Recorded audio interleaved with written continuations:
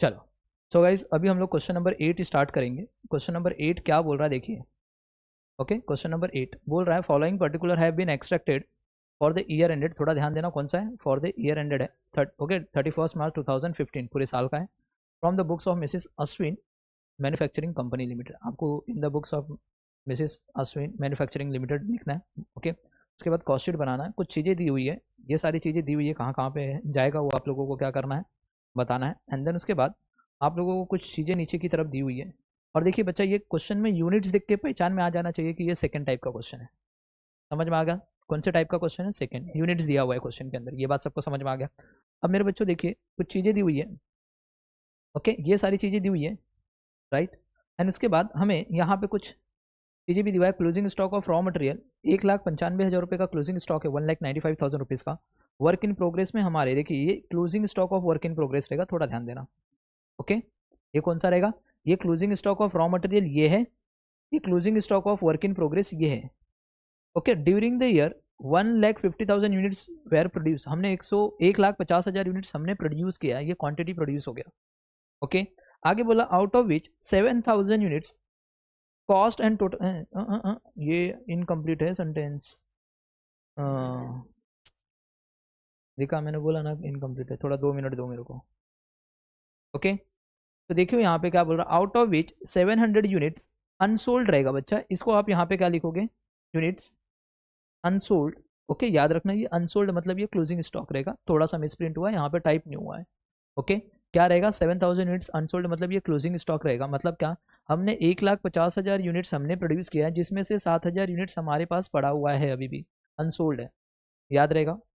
Okay, हमें बोला है cost and total profit and per unit profit earn, हम लोग को बोला कि हम लोग को क्या कंप्यूट करके देना, टोटल कॉस्ट निकालना, मतलब कॉस्ट शीट बनानी है एकदम आराम से, एंड प्रॉफिट कैलकुलेट करके देना कितना प्रॉफिट हम अर्न करेंगे, राइट। अब देखिए कौन सी चीज़ें कहाँ जाती है वो हमें पता होनी चाहिए। जैसे अगर मैं बात करूँ मेरे बच्चों, बताइए परचेस ऑफ रॉ मटेरियल कहाँ पे जाएगा, किसका पार्ट बनेगा, डीएमसी का पार्ट बनेगा। तो मैं यहाँ पे साइड में लिख देता हूँ ये डीएमसी में जाएगा, ये बात सबको समझ में आया। अगर डायरेक्ट वेजेस की बात करूँ तो डायरेक्ट वेजेस कहाँ पे जाएगा, ओके, डायरेक्ट वेजेस कहाँ पे जाएगा, डायरेक्ट लेबर मतलब डायरेक्ट वेजेस में ही चला जाएगा, ये याद रहेगा सबको। आगे मैं बात करूँ ऑफिस सैलरीज तो ओए, ओए का पार्ट बनेगा। कैरेज इनवर्ड परचेज से रिलेटेड है तो डीएमसी में आ जाएगा। ये सेलिंग एंड डिस्ट्रीब्यूशन में जाता है, कैरेज आउटवर्ड सेल्स, सेल्स में चला जाएगा। ये opening stock of raw material है तो ये रहेगा डीएमसी में, याद रहेगा। अब देखिए opening stock of finish goods तो फिनिश गुड्स में चला जाएगा।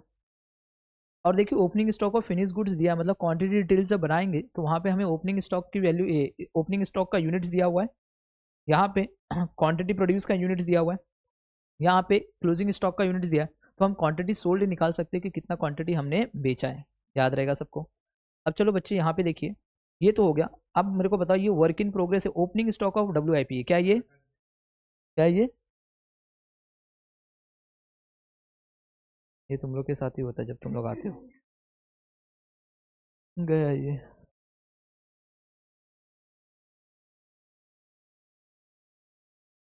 एक मिनट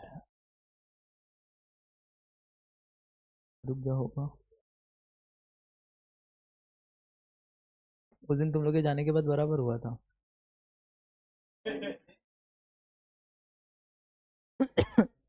तभी मैंने 3 लेक्चर रिकॉर्ड किया ना।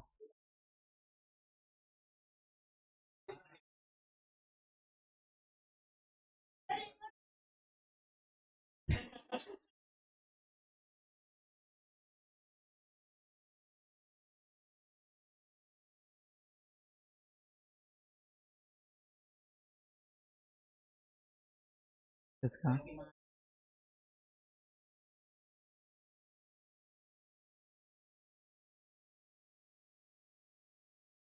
हुआ, चलो देखो, चलिए अभी देखिए बच्चा, opening stock of finish goods, ये वर्क इन प्रोग्रेस कहाँ पे जाएगा, opening stock of work in progress है तो ये किसका पार्ट बनेगा, बताओ कहाँ पे जाएगा, FO, FO में जाएगा, फैक्ट्री ओवरहेड का पार्ट बनेगा, FO में चला जाएगा। आगे बोला ट्रैवलिंग एक्सपेंसेस, देखिए जब तक कुछ बताया नहीं है कि ट्रैवलिंग का एक्सपेंसेस किस में है, तो आप याद रखना ये हमेशा सेल्स में डाल देना, सेलिंग एंड डिस्ट्रीब्यूशन।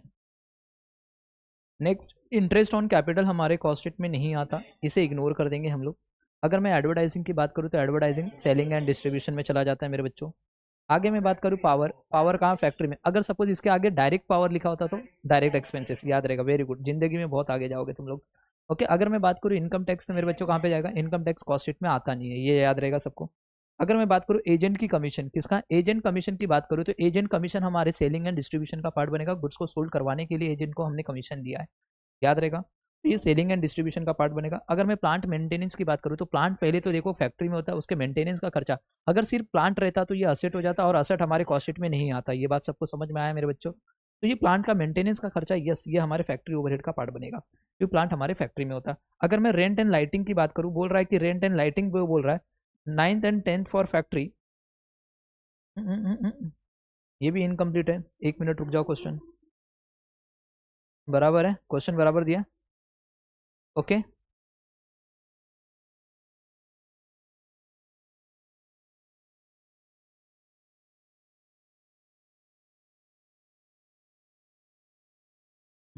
क्वेश्चन इतना ही दिया है क्या, चलिए नेक्स्ट देखिए मेरे बच्चों, आगे बोला रेंट एंड लाइटिंग दिया हुआ है, बोल रहा है कि 9/10 फॉर द फैक्ट्री दिया हुआ है, 1,05,000 है, मतलब कि 1,05,000 में से 9/10 जो रहेगा वो फैक्ट्री के लिए रहेगा, बाकी का जो बचा वो किसके लिए रहेगा, ऑफिस के लिए रहेगा। ओके, इससे सेलिंग में मत डाल देना। ओके, अगर सिर्फ ये लाइन नहीं लिखी होती तो हम लोग इसको किधर डाल देते थे, रेंट एंड लाइटिंग का खर्चा ऑफिस में डाल देते थे, बट यहाँ पे फैक्ट्री बोला है तो आधी चीज़ फैक्ट्री में जाएगी और कुछ पार्ट इसका कहाँ जाएगा, ओए में जाएगा। तो कहीं ना कहीं इसके लिए हमें 2 पार्ट करना पड़ेगा, इसका 2 पार्ट होगा, एक एफओ में जाने वाला है और एक ओए में जाने वाला है। अब मेरे बच्चों बताओ 1,05,000 का 9/10, ओके, 9/10 हमारा जाएगा इसमें और 1/10 जाएगा इसमें, समझ में आ गया क्या। तो 1,05,000 का 9/10 बताओ कितना आएगा, ओके, 94,500, मतलब 94,500 हमारा फैक्ट्री में जाने वाला है, और 1,05,000 का 1/10 कितना आ रहा है वो बताओ, 10,500 ये हमारा ऑफिस में जाने वाला है। ये बात सबको समझ में आ गया क्या, ये बात सबको समझ में आया क्या। चलिए मेरे बच्चों, अगर मैं आगे की बात करूँ, रेंट रिसीव्ड जो है ये हमारे कॉस्ट शीट में नहीं आता, बिकॉज ये इनकम है और कॉस्ट शीट में हम सारे खर्चों को ऐड करते हैं। रेंट रिसीव्ड एक तरह से इनकम है, ये हमारे कॉस्ट शीट में आएगा नहीं। चलिए next, rent of warehouse, warehouse का रेंट दिया आपने तो ये सेलिंग से रिलेटेड है, सेलिंग एंड डिस्ट्रीब्यूशन का पार्ट बनेगा। आगे मैं बात करूँ सन्ड्री एक्सपेंसेस, फैक्ट्री का फैक्ट्री में चला जाएगा, ऑफिस का ओए में चला जाएगा। सेम अगर मैं बात करूँ, देखिए बिल्डिंग रिपेयर्स दिया हुआ है, 1/10 फॉर ऑफिस दिया है, ओके, तो देखिए इसके भी 2 पार्ट होंगे, ओके, इसके भी कितने पार्ट होंगे, 2। तो अगर मैं बात करूँ 1/10 ऑफिस के लिए है, 1 मिनट, तो 9/10 किसके लिए रहेगा, तो ओए 1/10 है, तो बाकी का 9/10 किसके लिए रहेगा बच्चा। चलिए ओके, 1,05,000 सेम, तो यहाँ पे कितना आ जाएगा, 1,05,000 का मैं अगर करूँ तो 10,500 यहाँ पे आ जाएगा, और यहाँ पे आ जाएगा 94,500, याद रहेगा सबको, पक्का। ये बात सबको समझ में आ गया क्या, आप लोग ना यहाँ बैठना है ये साइड में, ओके, समझ में आ गया क्या, ओके। तो बिल्डिंग का रिपेयर 94,500 इसमें, और बाकी का 1/10 किस में चला जाएगा, 10,500 हमारा ओए में चला जाएगा। ये बात सबको समझ में आ गया। अगर मैं नेक्स्ट बात करूँ मैनेजर की सैलरी, देखिए क्या बोल रहा है, मैनेजर की सैलरी बोला है फॉर फैक्ट्री ₹12,000, 22,500 टोटल में दिया हुआ है, जिसमें से फैक्ट्री में 12,000 डालना है, ओके। मतलब वो मैनेजर जो है वो फैक्ट्री में भी कुछ टाइम डिवोट्स किया है, मतलब वहाँ पे टाइम दिया हुआ है, अगर उसने वहाँ पे टाइम दिया है तो उसकी पगार का 12,000 हम लोग फैक्ट्री में चार्ज कर रहे हैं, तो बाकी का जो 10,000 रहेगा, कितना, 10,500, वो हम कहाँ पे चार्ज करेंगे, ऑफिस में। तो मैं बोल सकता हूँ इस मैनेजर की सैलरी के भी 2 पार्ट होंगे, ओके, यहाँ पे नीचे की तरफ लेके जा रहा हूँ, एक ओए और एक एफओ, याद रहेगा। तो फैक्ट्री में 12,000 है, तो बचा वाला जो है वो कहाँ चला जाएगा, 10,500 ओए का। ये बात सबको समझ में आ गया क्या, ये बात सबको समझ में आ गया। आगे की बात करूँ मैं, डेप्रिसिएशन ऑन प्लांट, प्लांट के ऊपर का जो डेप्रिसिएशन है 19,500, तो प्लांट होता कहाँ पे है, फैक्ट्री में, तो ये कहाँ चला जाएगा, एफओ का पार्ट बनेगा मेरे बच्चों। अगर मैं बात करूँ depreciation on factory building, word ही है फैक्ट्री, वर्ड आ गया तो ये भी एफओ में चला जाएगा, फैक्ट्री के बिल्डिंग का डेप्रिसिएशन है। अगर मैं ऑफिस की बिल्डिंग का बात करूँ तो ओए का पार्ट बनेगा। आगे मैं बात करूँ सेल ऑफ स्क्रैप, देखिए बच्चा सेल ऑफ स्क्रैप कहाँ पे जाएगा, फैक्ट्री में लेस होगा, ये क्यों, ये एक तरह से इनकम है, मतलब फैक्ट्री के अंदर से जो भंगार निकला आपका स्क्रैप, उसको हमने बेचा है और कुछ पैसे मिला है, और जब भी हमें कोई पैसे मिला तो वो एक तरह से इनकम होगा, बट वो इनकम हमारे प्रोडक्ट से रिलेटेड था, इसलिए वो हमारे कॉस्ट शीट के अंदर आ रहा है, अदरवाइज वो इनकम हमारे प्रोडक्ट से रिलेटेड नहीं होता तो हम लोग उसको क्या करते हैं, एक्सक्लूड करते हैं। जैसे हमने देखा था रेंट रिसीव्ड, रेंट रिसीव का हमारे प्रोडक्ट से कुछ लेना देना नहीं था, वो भी तो इनकम था, बट उसको लिए हमने नहीं लिए। तो कहने का मतलब समझा, जो भी स्क्रैप आपने बेचा है तो उससे कुछ ना कुछ पैसा मिला रहेगा। ओके, तो वो आपके लिए थोड़ी सी इनकम हुई रहेगी। तो हम लोग क्या कर रहे हैं, कॉस्ट कर रहे हैं, क्या कर कैलकुलेट कर रहे हैं, कॉस्ट। तो कॉस्ट में सारे खर्चों को ऐड करते, तो ये इनकम है तो इसे क्या करना पड़ेगा, लेस करना पड़ेगा। इसके पीछे का रीजन समझ पाया, तो ये फैक्ट्री में जाके क्या होगा, लेस होगा। तो ये एफओ में क्या होगा मेरे बच्चों, लेस होगा। आगे की बात क्या बोला है, चलिए देखिए आगे बोल रहा है closing stock of raw material 1,95,000। Okay, closing stock of raw material जो है 1,95,000 रुपीज का है, राइट, ऊपर की तरफ कर देता हूँ। वर्क इन प्रोग्रेस है 78,000 रुपीज का, वर्क इन प्रोग्रेस कितना है। ओके, तो देखिए closing stock of raw material, तो मैं बोल सकता हूँ ये डीएमसी का पार्ट है, ये डीएमसी में जाके लेस होगा, क्लोजिंग बनेगा। और ये closing stock of work in progress है, मतलब ये कहाँ जाएगा, एफओ में जाके लेस होगा, ये याद रहेगा। आगे बोला ड्यूरिंग द ईयर, पूरे साल भर में हमने 1,50,000 यूनिट्स प्रोड्यूस किया, मतलब क्वांटिटी प्रोड्यूस। और बोला है जिसमें से 7,000 यूनिट्स अनसोल्ड है। अनसोल्ड का मतलब होता है कि हमने अभी इसे बेच नहीं पाए, मतलब ये हमारे क्लोजिंग स्टॉक में पड़ा हुआ है, याद रहेगा। हमको क्या निकालना, कॉस्ट एंड टोटल प्रॉफिट निकालना, पर यूनिट भी निकाल के देना, प्रॉफिट बताना है कि कितना होगा। तो सबसे पहले हम इस क्वेश्चन को क्या करेंगे, सॉल्व करेंगे। सबसे पहले हमें क्या बनाना पड़ेगा बताओ सर, क्वांटिटी डिटेल्स। क्या बनाना पड़ेगा, तो सबसे पहले हमें क्या बनाना पड़ेगा, क्वांटिटी डिटेल्स। चलिए फटाफट क्वांटिटी डिटेल्स बनाते हैं, आप लोग भी बनाना चालू करो। कैसे बनता है क्वांटिटी डिटेल, सबको पता है ना।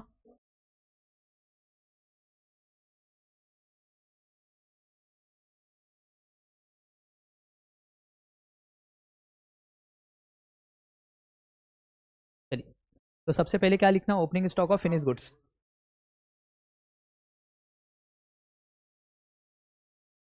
इसके अंदर क्या ऐड होता है,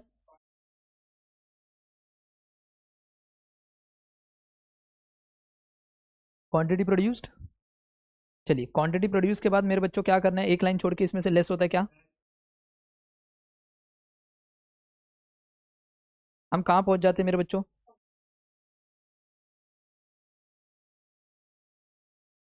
मेरे को बताओ, opening stock of finish goods question में गिवन था, यस सर। ये देखो इधर 6,000 दिख रहा है, इधर 6,000 दिया है, राइट। तो opening stock of finish goods 6,000 तो दिया था। ओके, हमने कितना प्रोड्यूस किया वो भी बताया, 1,50,000 यूनिट। लास्ट लाइन देखो, सेकेंड लास्ट लाइन नीचे से, ये देखो इधर, राइट। तो दोनों को ऐड करोगे तो कितना हो जाएगा, 1,56,000। इसमें से लेस करोगे क्या, तो क्लोजिंग कितना था आपके यहाँ पे, 7,000। तो बताओ क्वांटिटी सोल्ड कितना रहेगा, 1,49,000। हमको दो चीज़ों की रिक्वायरमेंट है, एक 1,50,000 का और एक 1,49,000 का। क्या ये बात सबको समझ में आया क्या, पक्का यहाँ तक किसी को डाउट नहीं ना। ओके, तो बच्चा ये दो चीज़ हमें चाहिए रहती है। तो सबसे पहले हम यहाँ पे जाके साइड में ऊपर लिखेंगे, हमने प्रोडक्शन कितना किया है, पी हमने किया है 1,50,000 यूनिट्स का, और हमने सोल्ड किया है जो है 1,49,000 यूनिट्स का। ये याद रहेगा, यहाँ तक सबको समझा। चलिए सॉरी, यहाँ तक सबको समझ में आया क्या। चलिए अब इसे सॉल्व करेंगे बच्चे लोग। तो चलिए सबसे पहले हमें क्या लिखना पड़ेगा, डायरेक्ट मटेरियल कंज्यूम्ड, इसे अंडरलाइन करना होता है। चलिए सबसे पहले क्या लिखेंगे इसके अंदर, opening stock of raw material. तो मुझे बताओ opening stock of raw material किधर है, opening stock of raw material क्या मेरे बच्चों देखो यहाँ पे है क्या, ये देखो 1,80,000 सबको दिखाई दिया, 1,80,000। तो चलिए एक से ज़्यादा एलिमेंट है तो इनर कॉलम में लिखेंगे। चलो सबका हो गया। इसके बाद इसके अंदर क्या ऐड होगा, परचेस ऑफ रॉ मटेरियल। चलिए परचेस ऑफ रॉ मटेरियल, ये देखिए यहाँ पे 4,95,000, 4,95,000। क्या ये बात सबको समझ में आया, ओके। चलिए परचेस के बाद और भी ऐड होगा, डीएमसी का एलिमेंट है, देखिए कैरेज इनवर्ड वाला जो परचेस के साथ ऐड हो जाता है मेरे बच्चों, कैरेज इनवर्ड 3,000 का। तो चलिए ये भी ऐड करेंगे।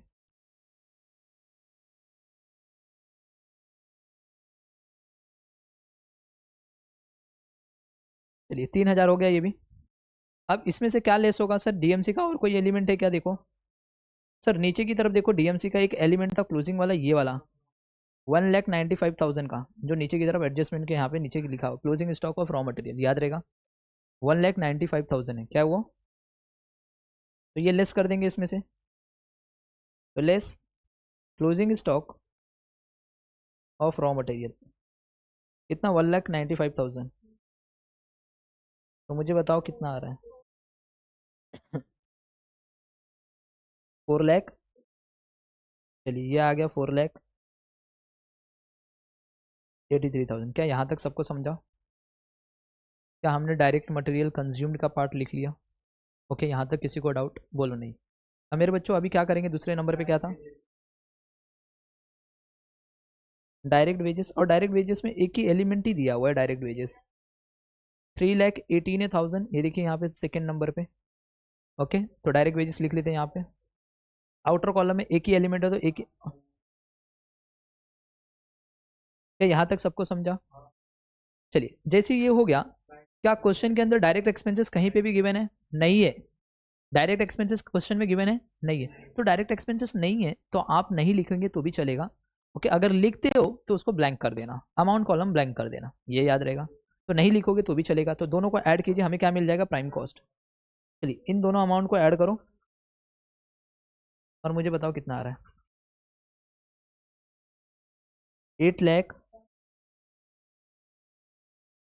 इसको मैं बोलूँगा प्राइम कॉस्ट। क्या ये बात सबको समझा? यहाँ तक किसी को डाउट तो बोलो यस, अगर नहीं डाउट है तो बोलो नो। ओके चलो वेरी गुड।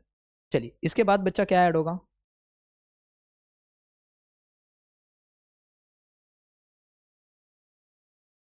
चलिए चलिए एफओ से रिलेटेड जो जो है वो लिखेंगे सबसे पहला। दिख रहा है यहाँ पे, पहला ऑफिस है। देखो opening stock of work in progress ये सबसे नीचे लिखा जाएगा। सबसे पहला हम लिखेंगे पावर, है ना। ओके पावर है 10,500 का, तो सबसे पहला पावर लिखो।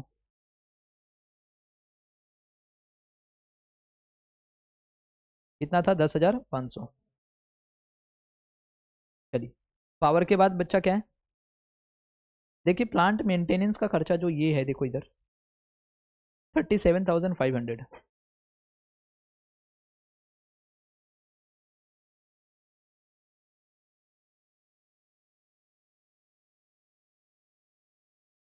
चलिए अब देखिए यहाँ पे, अब नेक्स्ट ये जो रेंट एंड लाइटिंग है, देखो ये फैक्ट्री वाला पार्ट, जो रेंट एंड लाइटिंग में ये वाला पार्ट देखो, फैक्ट्री का 9/10 जो था 94,500 दिख रहा है थोड़ा, मैंने वर्किंग नोट यहीं पे कर दिया। तो ये रेंट एंड लाइटिंग का जो फैक्ट्री वाला 9/10 पार्ट है वो 94,500, वो भी तो फैक्ट्री में आएगा। चलिए यहाँ पे लिखिए रेंट एंड लाइटिंग 94,500, याद रहेगा। ये कितना था सर, ये था 9/10, याद रहेगा। समझ में आ गया, जो भी अमाउंट था 1,05,000 है ना उसका। चलिए और देखिए कहाँ पे फैक्ट्री में, सर देखिए यहाँ पे सन्ड्री एक्सपेंसेस फैक्ट्री का था ये वाला 13,500। तो चलिए सन्ड्री एक्सपेंसेस लिखते हैं यहाँ पे,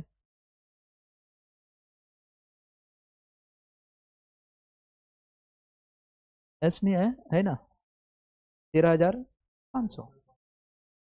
चलिए सन्ड्री एक्सपेंसेस के बाद देखिए मेरे बच्चे बिल्डिंग का रिपेयर्स।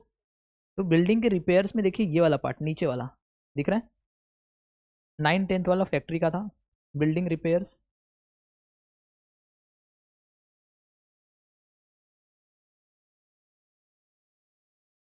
सेम 94,500। ओके और कहीं पे है सर डेप्रिसिएशन। हाँ मैनेजर की सैलरी देखो मेरे बच्चों, मैनेजर की सैलरी में देखो ये 12,000 जो है दिख रहा है, मैनेजर की सैलरी में मैंने दिखाया 12,000 जो है वो भी हमारा क्या है, किसका पार्ट है, फैक्ट्री का पार्ट है। तो मैं यहाँ पे मैनेजर की सैलरी लिखूंगा नेक्स्ट, मैनेजर्स सैलरी फैक्ट्री से रिलेट कर रहा है 12,000 रुपया। चलिए उसके बाद बताओ, देखिए नेक्स्ट डेप्रीशिएशन ऑन प्लांट बच्चा। ओके डेप्रीशिएशन ऑन प्लांट 19,500 का है। ओके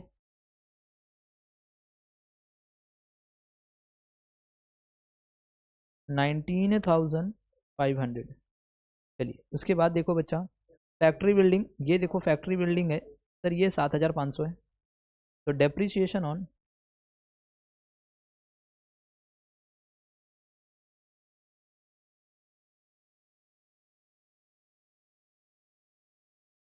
7,500। आगे क्या बचा है सर? इतने तो सारी चीज़ें हो गई हैं, राइट? यहाँ तक की सारी चीज़ें हो गई है।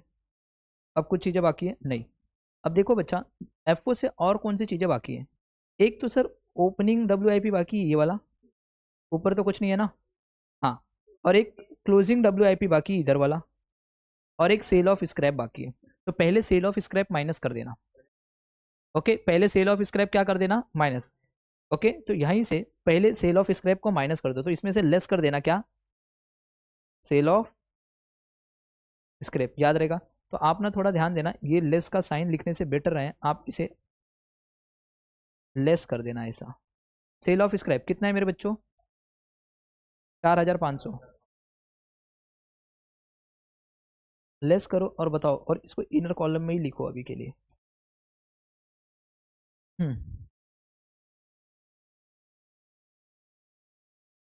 2,85,000 सबको बराबर आ रहा है। अब इसमें ऐड होगा क्या?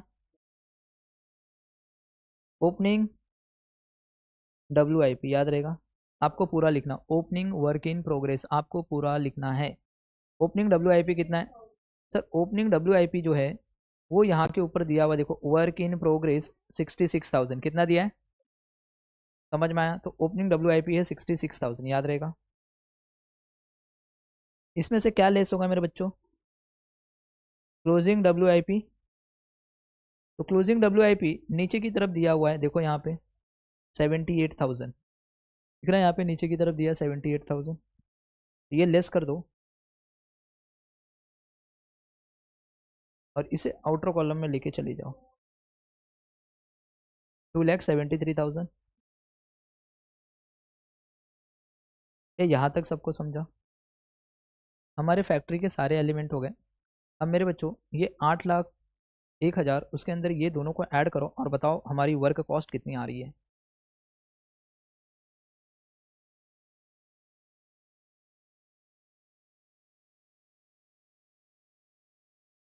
इसको मैं क्या बोलूँगा? वर्क्स कॉस्ट, याद रहेगा सबको। अब इसके बाद मैं क्या ऐड करूँगा इसके अंदर? Add office and admin overheads, but आपको पूरा लिखना है ऑफिस एंड एडमिनिस्ट्रेटिव ओवरहेड्स, याद रहेगा। तो ये मिस्टेक होनी नहीं चाहिए आप लोगों से, पूरा लिखना है मेरे बच्चों। चलिए ऑफिस रिलेटेड जो जो खर्चे वो देखने हमें। तो देखिए सबसे पहला खर्चा है ऑफिस की सैलरीज जो यहाँ पे दी हुई है सर 94,500, याद रहेगा। तो चलिए ऑफिस सैलरीज लिखेंगे।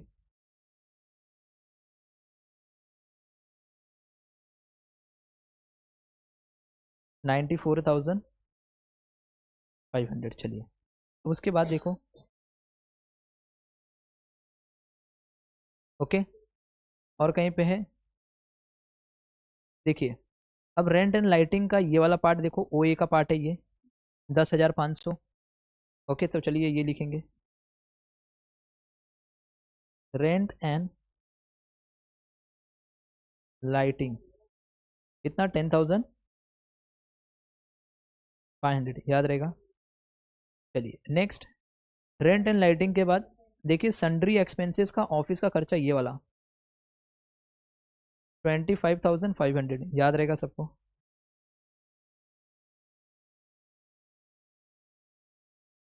सन्ड्री एक्सपेंसेस 25,500, क्या ये बात सबको समझा?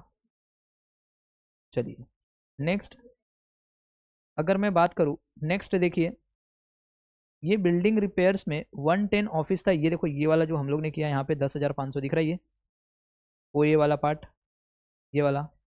तो बिल्डिंग रिपेयर्स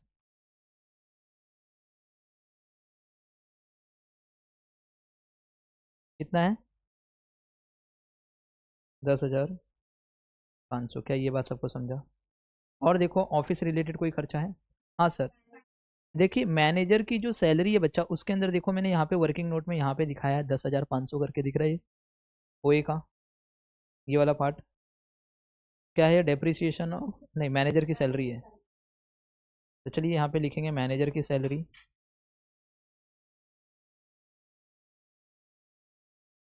कितना 10,000। मैनेजर की सैलरी के बाद एक लास्ट एलिमेंट बचा ऑफिस के, डेप्रिसिएशन ऑन ऑफिस बिल्डिंग, देखो कि 9,000 रुपये, देखो ये। चलिए यहाँ पे लिखें डेप्रिसिएशन ऑन ऑफिस बिल्डिंग, कितना था ये, 9,000, याद रहेगा। चलिए यहाँ तक तो हो गया। थोड़ा सा मुझे खाली एक लाइन मारने दीजिए यहाँ पे।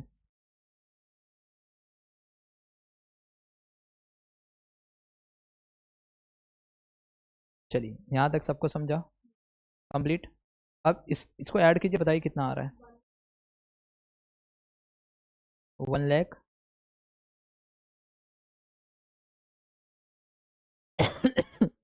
ऐड करो एंड टोटल मुझे बताओ कितना आ रहा है ये। ऐड करो और मुझे बताओ टोटल कितना आ रहा है ये।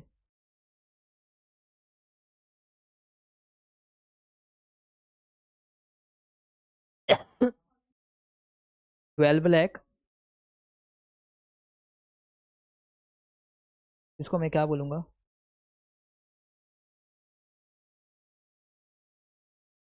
याद रहेगा।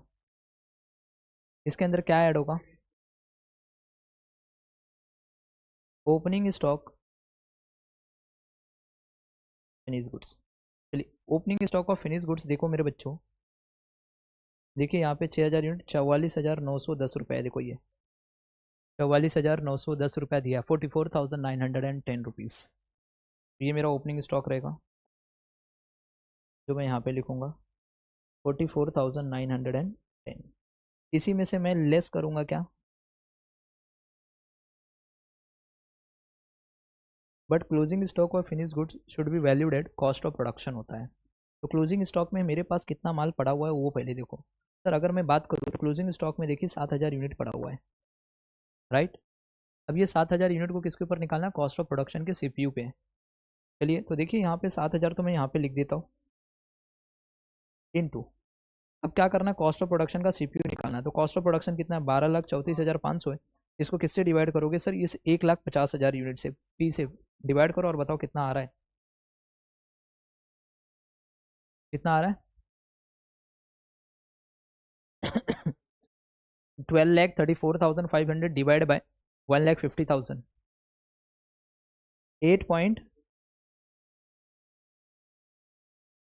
8.23, बस यही आ रहा है, उसके आगे भी आ रहा है क्या नंबर। हाँ, 8.23 से मल्टीप्लाई करो और बताओ कितना आ रहा है।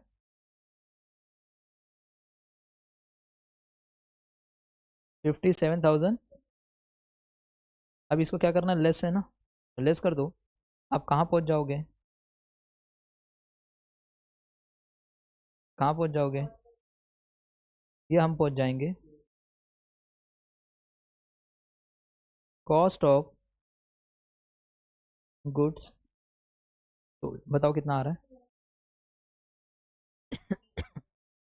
12 लाख, हाँ 800, याद रहेगा। क्या हमने कॉस्ट ऑफ गुड्स सोल्ड तक पहुँच गए। अब हमें लास्ट एक चीज़ निकालनी है, सेलिंग एंड डिस्ट्रीब्यूशन। तो हम लोग कॉस्ट ऑफ सेल्स पे पहुँच जाएंगे फिर। तो यहाँ पे ऐड करेंगे क्या, सेलिंग एंड डिस्ट्रीब्यूशन ओवरहेड्स। आपको पूरा लिखना है, मैं पहले बता रहा हूँ, शॉर्ट में थोड़ा भी नहीं लिखना है। अब मेरे बच्चों चलिए सेलिंग एंड डिस्ट्रीब्यूशन से रिलेटेड जो जो खर्चे हैं वो देखिए। सबसे पहला खर्चा अगर मैं बात करूँ सर, वो है कैरेज आउटवर्ड, 2,80,120। चलिए सबसे पहले कैरेज आउटवर्ड लिखेंगे यहाँ पे।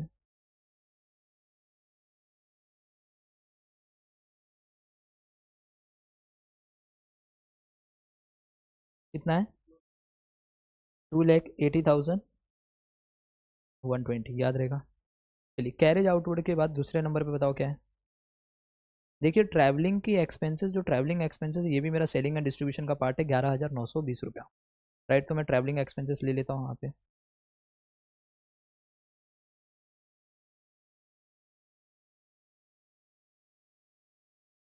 कितना है ये,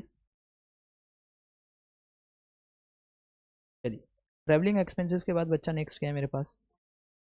नेक्स्ट है मेरे पास एडवर्टाइजिंग जो है वो है 29,800।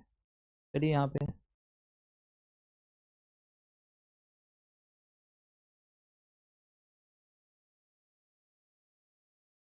29,000। चलिए नेक्स्ट क्या है बच्चा? चलिए देखिए नेक्स्ट है एजेंट्स कमीशन 46,190।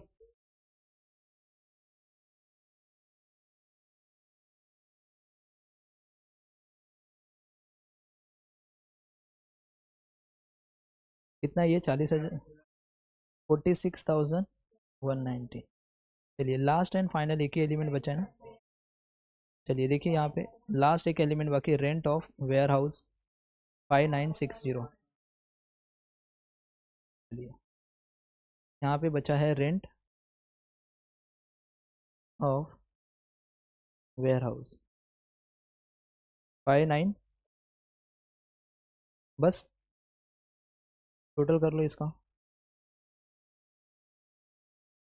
3,09,90। चलिए इन दोनों को ऐड कीजिए, बताइए कितना आ रहा है।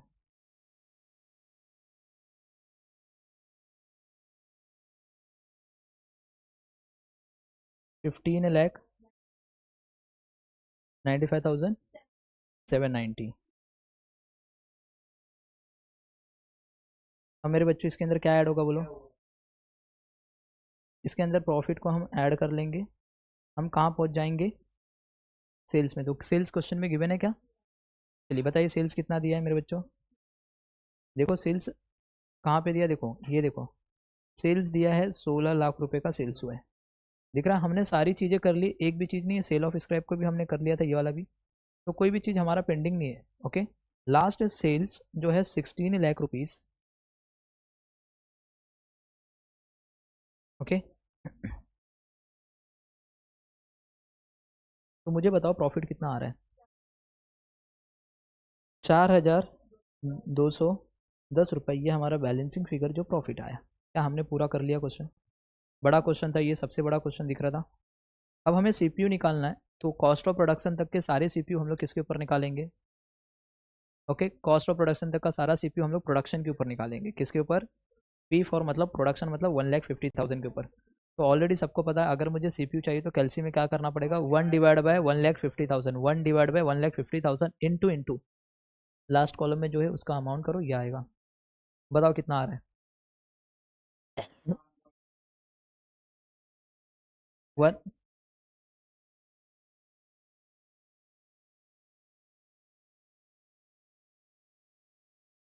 1.2। चलिए नेक्स्ट 3,18,000 इक्वल टू करो 3 पॉइंट। चलिए ये 3.3 8,01,000 करो। क्या हुआ?